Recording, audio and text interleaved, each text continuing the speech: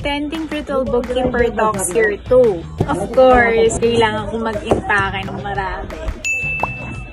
Attending Virtual Bookkeeper Talks Year 2. Of course, hindi dapat kalimutan yung camera. Attending Virtual Bookkeeper Talks Year 2. Of course, hindi pwedeng kalimutan. Calling card.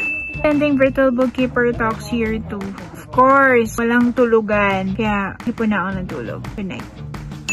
I'm attending Virtual Bookkeeper Talks Year 2. Of course, sisulitin ko yung free consultation dun sa mga mentors. I'm attending Virtual Bookkeeper Talks Year 2. Of course, nagdadalawang isip ako. Kasi yung gastos, diba? Pero kung iisipin mo, investment. I'm attending Virtual Bookkeeper Talks Year 2. Of course, hihiya ako. Hihiya akong makipag-usap sa ibang tao. Pero, this is a once-in-a-lifetime opportunity. Kaya kailangan ko labanan.